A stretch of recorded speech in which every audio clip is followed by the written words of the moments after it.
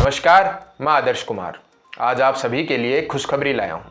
खुशखबरी जो आपको भारत का नागरिक होने पर गर्व महसूस करवाएगी कि आप धरती के उस हिस्से पर रह रहे हैं जहाँ के पुरखे इतने महान थे कि उनकी महानता पे आप गर्व कर सकते हैं। गर्व सुनने में महज एक छोटा सा शब्द है, लेकिन जब इस शब्द को आप भावनात्मक तरीके से महसूस करते हैं तब इस लेवल का डोपामीन मस्तिष्क में रिलीज होता है कि यह शब्द जितना दिखता है उतना छोटा नहीं रहता। इसका आकार इतना बड़ा हो जाता है कि बाकी सब धुंधला पड़ जाता है।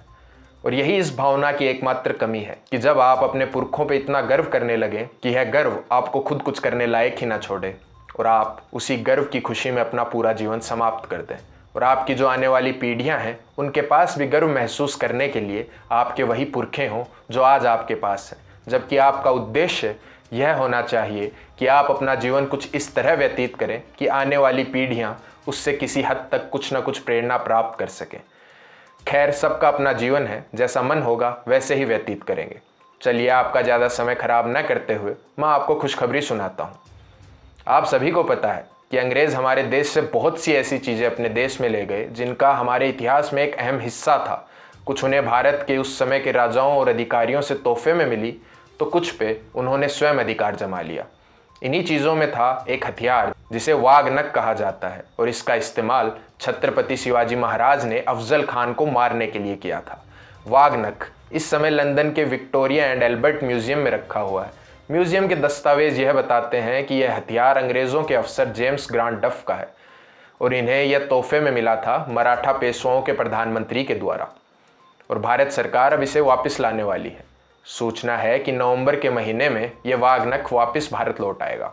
छत्रपति शिवाजी महाराज ने अपने जीवन काल में बहुत से दुश्मनों को मारा, लेकिन अफजल खान को मारने की कहानी बहुत ही प्रसिद्ध और बेहद प्रेरणादायक है। साथ ही यह कहानी पुरानी पारिवारिक दुश्मनी भी दर्शाती है। दरअसल शुरुआत में शिवाजी महाराज के पिताजी शाहजी राजे भोसले और अफजल खान बीजापुर सल्तनत के लिए एक साथ काम किया करते थे। फिर दोनों में आपसी अनबन के चलते अफजल खान ने 1648 में शाहजी को देशद्रोह का आरोपी बताते हुए बीजापुर सल्तनत के सामने जंजीरों में बांधकर पेश किया और फिर 1954 में शिवाजी के बड़े भाई को मारने में भी अफजल का हाथ बताया जाता है। इन दो कारणों के कारण अफजल खान के लिए शिवाजी महाराज के मन में पहले से गुस्सा था। अफजल खान बीजापुर नवाब अली आदिल शाह और उनकी मां रानी बेगम बड़ी साहिबा के विश्वास पात्र व्यक्ति थे और ये दोनों अपने ज़्यादातर ज़रूरी काम अफजल खान से ही करवाते थे। 1659 में जब शिवाजी की गतिविधियां बढ़ने लगी, रानी ने अपनी भरी सभा में कहा कि है कोई ऐसा व्यक्ति जो शिवाजी को कुचलने की क्षमता रखता हो।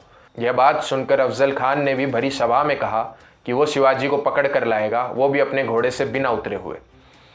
अफजल ने यह बात बड़ी सभा में कह तो दी, लेकिन वह जानता था कि छत्रपति शिवाजी महाराज को पकड़ना इतना आसान नहीं है।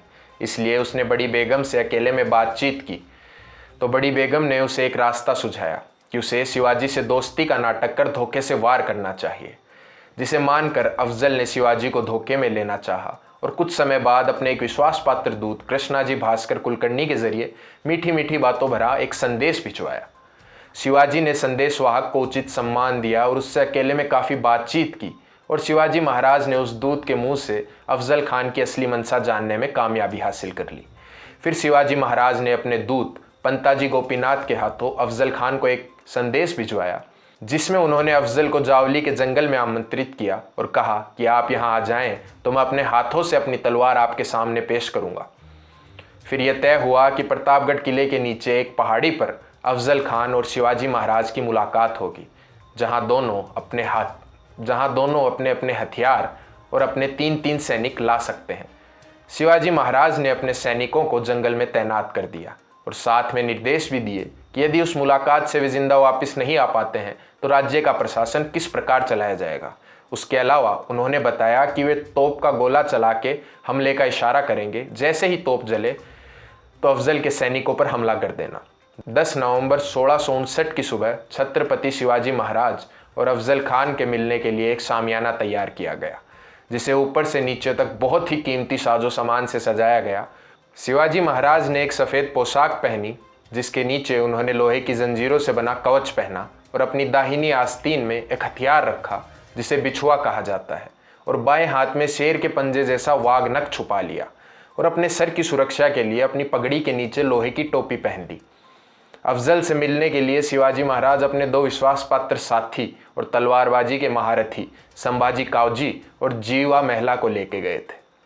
अफजल खान अपने साथ कुल 1000 सैनिक लेके आया था, लेकिन शिवाजी के दूत ने उसे अपनी बातों से बहला दिया और अफजल शामियाने में अपने 10 सैनिक और 3 विश्वास पात्रों के साथ ही गया, जिनमें से भी वे 10 सैनिक शामियाने के बाहर ही रहे।